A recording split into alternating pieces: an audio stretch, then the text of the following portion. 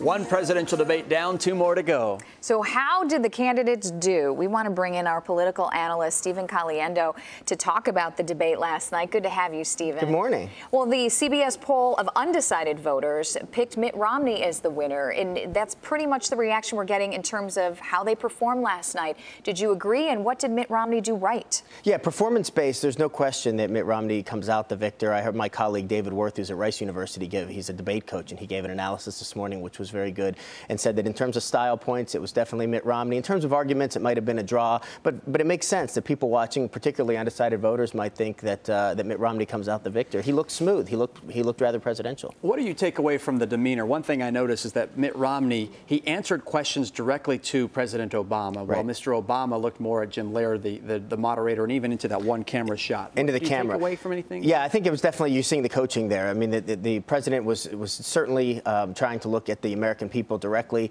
I think it would have been more effective when he was directly addressed by Mitt Romney to look at Mitt Romney during those. I mean, they're scribbling notes. They're not supposed to be staring and looking silly, but on the other hand, acknowledging when there was a point where Mitt Romney said, "Mr. President," and then said something, the president should have looked up and addressed him. They both seem to be particularly on guard to me, not to lose their cool. It was almost cordial to a fault because it didn't seem natural. They were trying so hard. Happy anniversary and this and that.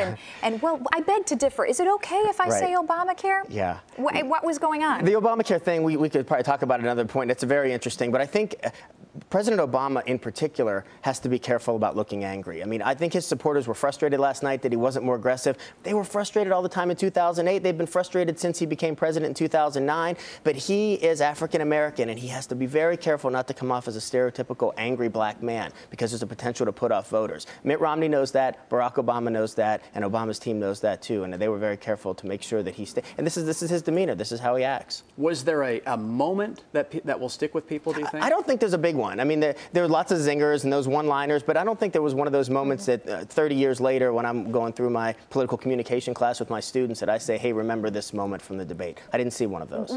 Finally, we got to wrap up here. Will this have an impact? We saw the undecided voters picked Romney. Will it definitely change this election? It's very interesting. The undecided voters is only like 340 nationwide, right? There's not that many people that are undecided. That's part of it. But the other part is the political science research doesn't show any demonstrable effect of debates. There is some debate, some effect of people experiencing news coverage of debates, but the debate themselves don't have much of an effect. Interesting. Stephen Caliendo, nice glasses, by the way. It's good. Looking good. Yeah, new look for you.